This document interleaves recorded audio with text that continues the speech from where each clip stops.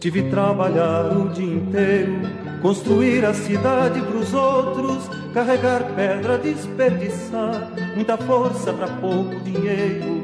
Tive que trabalhar o dia inteiro, muita força pra pouco dinheiro. Que força é essa, que força é essa que trazem nos braços, que só te serve para obedecer, que só te manda obedecer. Sinalizamos que o partido está sendo reconstruído e reconstruído de forma revolucionária. Isso não significa dizer que estamos treinando guerrilha. Nós estamos querendo dizer com isso que o partido hoje só acredita na chegada ao socialismo pela ruptura com o capitalismo e não através do reformismo. Nós fizemos agora, em março do ano passado, aliás, tanto a Marli, não, desse ano, tanto a Marli quanto o Del Arroio, para mim faz tanto tempo, né, foi tão importante, fizemos um ciclo de debate sobre a história do partido, 7 mesas, em que a tônica, por decisão do Comitê Central, foi não fazer uma história autoproclamatória do partido, foi tentar discutir os erros e acertos. E nós fomos bem duros com os erros, né, generosos com os acertos. Todo esse acervo está na página do nosso partido e ali sobressaiu, pelo menos na minha avaliação, que os grandes erros do PCB, né, eles são em 1935, quando o partido acha que tomando os quartéis vai tomar o poder, né, do que ficou conhecido como intentona comunista pela direita, né, em 1964, quando o partido está despreparado para o golpe, e aí é uma polêmica boa que a gente pode ter aqui, que os companheiros também tentaram trazer esse tema. E na minha avaliação, e agora estou mais convencido ainda depois da palavra da Marli, 1979, em que com a chegada da anistia, no momento em que, né, o movimento operário começa a dar os seus passos firmes, né, da demanda reprimida, começa um clima de greve, surgimento do movimento, o movimento emerge, né? O PCB não aproveita o momento da anistia, né? E ali faz uma virada para o reformismo dos anos 80. Com relação a 35 e 64, quem para mim definiu muito bem, na sua simplicidade, foi o Gregório Bezerra. Uma frase curta, ele diz o seguinte: que em 35 nós tínhamos armas, mas não tínhamos massa. Em 64 nós tínhamos massa e não tínhamos armas. Essa questão da declaração de março de 58, que o Del Arroio traz aqui a discussão, nós temos feito muito debate no partido a respeito disso, temos inclusive documentos sobre isso. Nós temos uma avaliação que ele tem, essa declaração tem elementos positivos, à medida em que tira o PCB de um sectarismo que o partido vinha tendo desde os anos 50, né? Mas ele tem um elemento que, a nosso ver, responde pelo erro de 1964. O erro de 1964 não foi apoiar o processo de mudança, de reformas. Pelo contrário, e o PCB, antes de 64, antes do golpe, ele só acertou, tentando empurrar o governo Jango, que era um governo reformista, né, para frente, para as reformas, para radicalizar nas reformas. Né? O partido tinha uma influência importante no movimento sindical, no movimento estudantil. O erro não foi esse. O erro é um erro que nasce da Declaração de Março de 58, que é a ilusão na democracia burguesa. O partido não se preparou para a possibilidade da burguesia acabar com aquele processo de reforma. É claro que, olhando agora para trás, é muito fácil fazer uma crítica hoje, olhando de tantos anos depois, né? Porque ali vários fatores levaram a essa ilusão. Né? Agora, nós temos feito uma discussão, nós estamos de acordo que, durante a ditadura, sobretudo de 64 até 1979, 1980, o PCB acertou, né, na linha da Frente Democrática para derrotar a ditadura. Acertou na definição do caráter da ditadura como fascista, né, e acertou também na proposta de Frente Democrática, né, de ampla Frente Democrática para derrotar a ditadura. E o partido não foi para a luta armada naquele momento, e nós achamos que foi correto não ter ido. Isso não significa dizer aqui que nós somos contra a luta armada. Nós não estamos propondo a luta armada, mas nós dizemos hoje que o trânsito para o socialismo não será sem violência das massas. Concordando com a Marli, que não seremos nós que faremos a revolução. Será uma obra de multidões, né? De multidões que farão a revolução. Então, aquela postura da Frente Democrática foi correta. Do ventre do PCB surgiram, a partir de 64, várias organizações com a proposta de luta armada. Se a gente hoje analisa, né, as propostas políticas não eram muito diferentes, a Marli tem razão, as divergências maiores eram na forma de luta, que a maioria propunha uma revolução nacional democrática, né? Agora, nós temos a crítica da luta armada como tendo sido voluntarista, que foi uma luta armada foquista, que tinha também sua razão de ser, porque nós estamos vivendo um período da Revolução Cubana, do guevarismo, né? O movimento estudantil no mundo todo, em 68, uma combatividade muito grande. Então, foi natural que algumas organizações tivessem recorrido a essa forma de luta armada. Eu mesmo acabei participando, até 1976, do MR8. Depois eu vim entrar no PCB, em 1976, onde eu era feliz e não sabia, até o dia da anistia.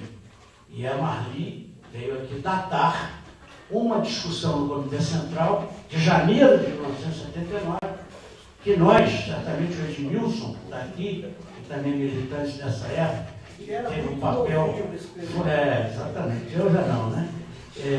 Teve um papel muito importante na reconstrução do PCB. Nós não sabíamos absolutamente de nada o que acontecia dentro do PCB, no Comitê Central.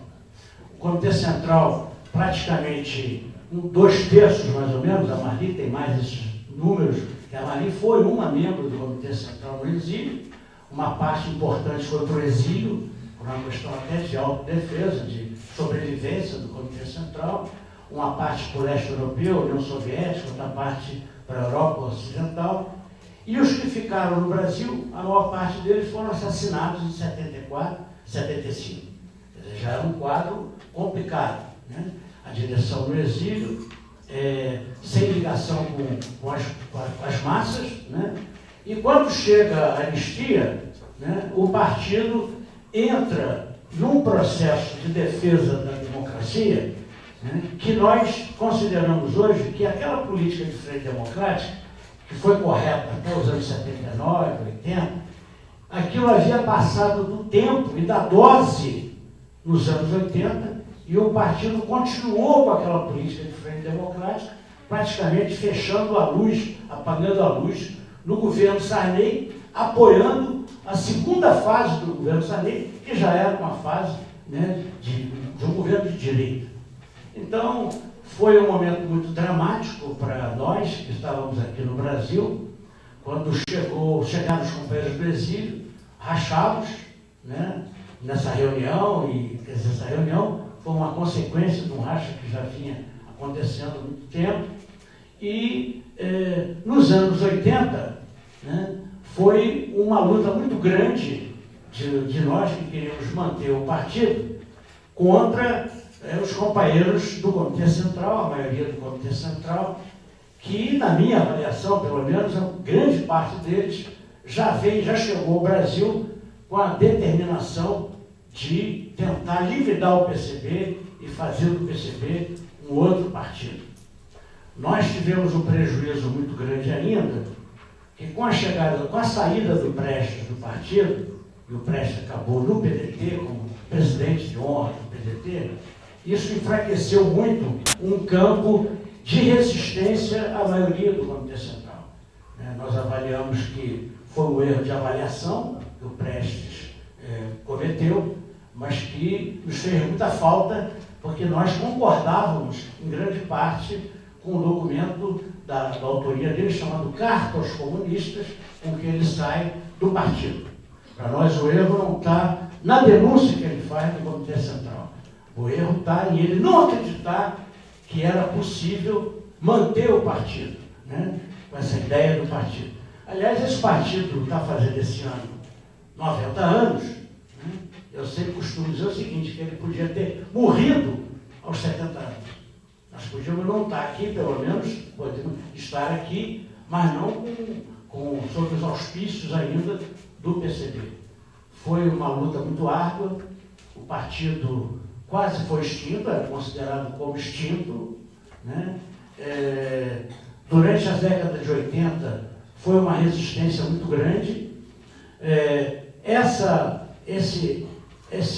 política reformista do Comitê Central teve seu auge em 1986, né, quando já havia sinais de que estava na hora de fazer uma inflexão na política de frente democrática para a política da frente de esquerda. E em 1986, o partido ainda estava dentro do PMDB. Para vocês terem uma ideia, em São Paulo, o partido apoia a candidatura que depois acabou sendo retirada de Antônio Hermínio, e no Rio de Janeiro, a candidatura de Moreira Franco. Né? Você vê o auge que chegou do reformismo no Comitê Central do PCB. A partir dali começou a resistência da militância. O partido não tinha fundado a CUT em função dessa maioria do Comitê Central achar que não era oportuno ainda o momento. Havia setores no Comitê Central do partido que eram contra a greve no início dos anos 80, a pretexto de que a greve poderia desestabilizar a transição democrática, quando era exatamente o contrário. Quanto mais os trabalhadores faziam greve, tinham protagonismo, mais cedo a ditadura cairia, e o partido caiu numa conciliação de classe muito grande. Nós não fundamos a CUT por essa razão. Abrimos espaço para a criação do Partido dos Trabalhadores. Havia um espaço que o PCB deixou naquela ocasião, e a resistência começa em 1987, num ativo sindical em Santos, em que a maioria da militância vira a mesa e decide que o partido deve, enfim, se incorporar à CUT, que na época era uma central ainda classista, hoje uma central absolutamente degenerada. Depois teve, em 1989, uma tentativa de liquidação do partido, no 9º Congresso, na UERJ, no Rio de Janeiro, em que, por uma questão de poucos votos, ali eles não conseguiram acabar com o partido, 1989. Ali criamos um movimento que ficou conhecido como Fomos, Somos e Seremos Comunistas, e ali começamos a organizar a resistência a essa tentativa de liquidar o partido. Né? Em 1991, com a queda da União Soviética, né, e a crise da construção do socialismo na União Soviética, no leste europeu, a direção do partido se aproveita e marca um congresso extraordinário com a pauta única, que era a criação de uma nova formação política. Né? E aí nós criamos o Movimento Nacional em Defesa do PCB, no fim de 91, e em janeiro de 92 aconteceram 2 congressos no mesmo fim de semana em São Paulo, com uma distância de menos de 1 quilômetro de um para o outro. Num, eles tentavam acabar com o partido e criaram o PPS, hoje um partido de centro-direita, e no outro, nós, a duras penas, nós como militantes de 16 estados, mantivemos o PCB. Mas mantivemos o PCB e passamos nos anos 90 com muita dificuldade. Além de não sermos percebidos como partido, porque havia um senso comum de que não havia mais comunistas e de que o PCB tinha acabado, e a mídia burguesa se referia ao PPS. O PPS, entre parênteses, o extinto PCB, então nós não éramos percebidos. A esquerda também não tinha muita notícia nossa, nós estávamos muito tentando sobreviver. Tivemos que fazer uma campanha heróica pela recuperação do registro do partido, não apenas pelo fetiche de ter a legalização no tribunal, mas para manter a história do partido. Depois, é bom confessar, tivemos muitas divergências internas nos anos 90, porque teve um momento em que nós dissemos, bom, conseguimos manter o PCB. Inclusive, reconquistamos o registro no Tribunal Eleitoral. E agora, para que serve o PCB? Que tipo de partido ele será? E aí começaram as divergências. Havia entre nós muitos companheiros que ficaram no partido, mas com a linha política do velho partidão, né? Porque nós, que eu digo nós, um núcleo que até hoje dirige o partido, defendeu a manutenção do partido desde um ponto de vista de que ele poderia voltar a ser um partido revolucionário, ainda jogaria um papel na Revolução Brasileira. Mas nós tínhamos companheiros que ficaram conosco com visões diferentes da nossa. Inclusive alguns que achavam que o PCB deveria ser ainda um partido que focalizasse a sua principal atuação no ambiente eleitoral, por exemplo. E aí nós chegamos à conclusão, eu pelo menos cheguei à conclusão, assistindo aos debates dos que mantivemos o partido, que o partido tinha sido tão amplo, tão grande, daí o nome de partidão, que ele era formado por muita gente que não era sequer comunista. São pessoas que eu hoje chamo de PCBistas. Elas gostavam do PCB. Umas porque por causa da questão nacional, outras por causa da questão democrática, outras pela questão da cultura, da luta pela paz, da luta em defesa da Petrobras, da soberania nacional, por todas essas corretas lutas que o partido liderou. E muitos também vieram conosco numa perspectiva, assim, de defender o patrimônio histórico, como se fosse um tombamento do PCB. Não pode acabar, imagina, fundado em 1922. Não, nós mantivemos para isso. E tivemos várias crises, sobretudo duas dramáticas, uma no final dos anos 90, que foi uma tentativa, e aí vocês ouvindo isso hoje soa estranho, houve uma tentativa bilateral do PCB e do PCdoB de uma reunificação comunista. Os dois partidos que se separaram em 1962 começaram em 1998 um processo de diálogo que só não foi à frente porque com o advento da possibilidade da vitória do Lula, o PCdoB fez muitas alterações e as diferenças aumentaram em vez de diminuir. Pensar isso hoje fica parecendo uma coisa surrealista. Mas vamos lá, nós estamos falando de 1998, em que o fato de existir o governo neoliberal de Fernando Henrique Cardoso, isso mitigava as divergências no seio da esquerda. Elas pouco apareciam. Nós estávamos todos na mesma luta, dentro da mesma CUT, dentro da mesma frente de esquerda, apoiando mesmo Lula, que de 4 em 4 anos se degenerando cada vez mais, um processo de social-democratização muito grande, e tentamos travar esse processo. As divergências internacionais tinham diminuído muito, possivelmente até quase que acabado, porque se a União Soviética havia caído, a Albânia também havia caído, e a China já estava num processo acelerado, né, de trânsito ao capitalismo, como nós achamos hoje, né, de restauração capitalista. Então, não víamos muita divergência naquele momento.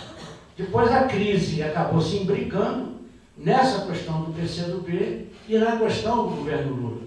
Nós apoiamos a candidatura Lula em 2002, já incomodados desde a posse, quando Lula, entre a eleição e a posse, né? Não, um pouco antes, entre o primeiro e o segundo turno, rebaixa o seu programa com a chamada Carta aos Brasileiros, né, que era Carta aos Banqueiros, em verdade, e que depois de eleito, a primeira atividade internacional do Lula foi ir ao Bush, no gabinete do Bush, apresentar o Henrique Meirelles como o novo presidente do Banco Central. E o Henrique Meirelles era nada mais, nada menos que o presidente, né, latino-americano do Banco de Boston, naquele momento.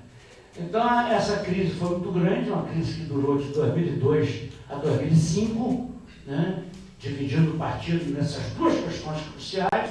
Continua ou não o processo de conversa com o PCdoB e mantemos-nos ou não no governo Lula, e isso só teve resultado em 2005, depois de nós passarmos quase 3 anos num profundo processo de divisão interna dentro do Comitê Central, dramático, e o partido ficou nesses 2, 3 anos sem uma definição, sem uma cara, né?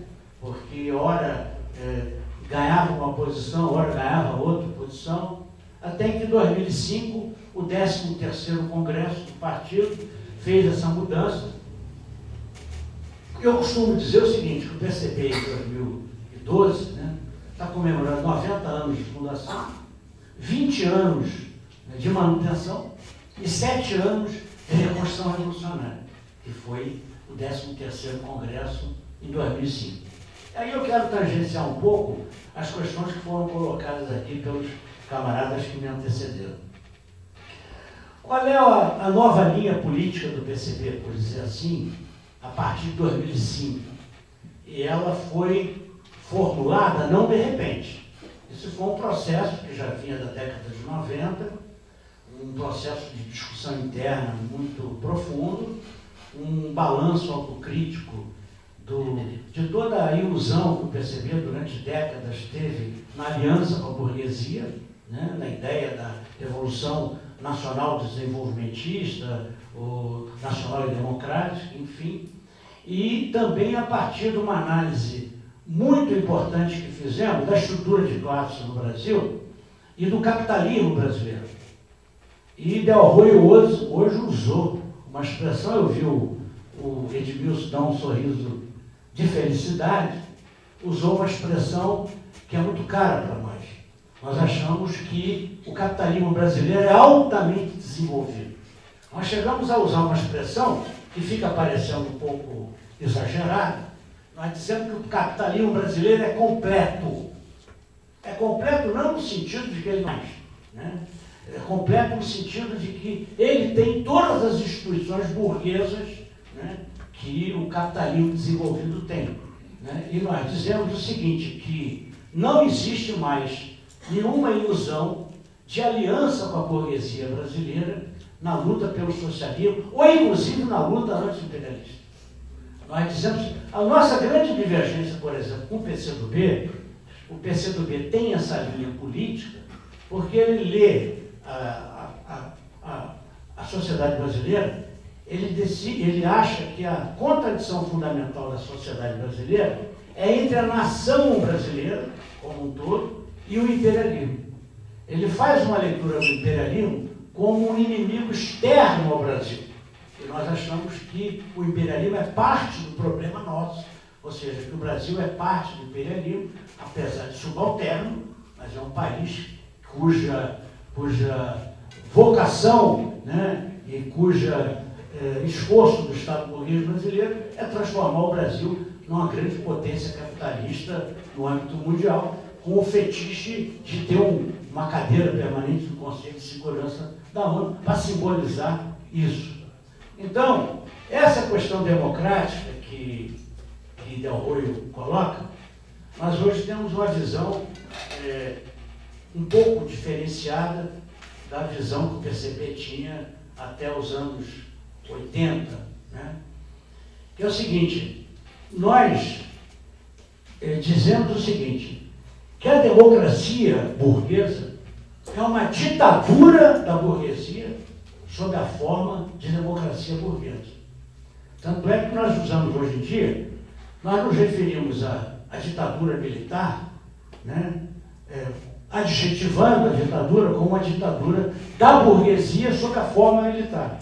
Porque senão passa a ideia de que era um bando de militares malucos que resolveu tomar o poder. E E ali foi um processo, uma revolução burguesa, como disse aqui o Del Rey. Então, nós temos travado muito essa discussão da democracia, dos limites da democracia burguesa. Nós achamos que isso está na raiz dos erros de 1964, depois isso também foi a raiz dos erros de 1973, no Chile, em que também não se esperava que a burguesia pudesse fazer aquela reação. E nós dizemos o seguinte, que a democracia burguesa é um jogo de cartas marcadas. Nós podemos até ganhar algumas partidas, ganhar algum turno, mas não podemos ganhar o campeonato. Então não será nunca através da institucionalidade burguesa que nós vamos chegar ao socialismo. A outra questão é o seguinte, sobre o caráter da Revolução Brasileira. Chegando à conclusão que chegamos, que o capitalismo do Brasil é completo, altamente desenvolvido, e que não tem possibilidade de aliança com a burguesia contra o imperialismo, nós chegamos à conclusão que o caráter da Revolução Brasileira é socialista. O que não significa dizer, como alguns detratores nossos tentam fazê-lo, que nós estamos propondo socialismo já. Porque nós não estamos propondo isso, porque nós sabemos que não há as condições subjetivas, né, para levantar essa bandeira, que seria, né, um despropósito. Nós dizemos que o caráter da Revolução é socialista para definir, né, quais são os aliados no caminho para o socialismo e quais são os inimigos. Né? Tá. Então, essa questão é importante, né, porque o nosso partido hoje, ele defende no Brasil uma frente de esquerda, né, mas para nós não pode ser uma frente eleitoral, tem que ser uma frente permanente, né, que nós chamamos de anticapitalista e anti-imperialista, e o balanço que nós temos desse processo de reconstrução do partido, o partido hoje é percebido como um partido que não morreu, né, que está vivendo, que quer viver, e ele começa a chamar a atenção e preocupar setores da esquerda e setores da direita. Ele já não é mais aquele partido, coitado, que quase morreu, né? Ele é um partido que começa a ter alguma influência, pequena ainda. Ele tem um patrimônio muito importante, que nós cuidamos muito dele, que é a coerência política do partido, pelo menos nos últimos anos. Nós passamos por um momento assim, de dificuldade do ponto de vista de política de alianças, né? Nós temos mudamos o partido em matéria de organização para adaptar a organização do partido à linha política do partido, né? Nós acabamos com o presidente do partido, nós rompemos no nosso vocabulário a palavra filiação partidária, nós falamos em recrutamento do partido, né? Então nós estamos querendo ser um partido de quadros, um partido de militantes e um partido dos que acreditam na revolução, né? E concordo com a Marli, quando colocou ao final, que a legalidade do partido e de outras organizações, ela não é uma coisa definitiva. Ela dependerá da luta de classes. E nós queremos chamar a atenção dos novos militantes, dos jovens militantes, ou do partido ou não, porque não há revolucionários apenas dentro do PCB, né? Queremos chamar a atenção o seguinte, se as nossas análises estão corretas, vocês, jovens, vão viver uma luta de classe, talvez das mais dramáticas que a humanidade assistiu. Porque o mundo, a crise do capitalismo, né, leva a uma fascistização generalizada das sociedades, né, a guerras de rapina, a tentativa de tirar direitos. Para tirar direitos tem que ter repressão, tem que criminalizar os movimentos sociais, e nós achamos que essa crise do capitalismo vai suscitar um acirramento da luta de classes e nós vamos assistir nos próximos anos, não sei quantos, e quais anos, né, uma intensa luta de classes em que ser revolucionário, ser comunista, vai ser uma tarefa para poucos, né, porque vai ser uma luta muito difícil.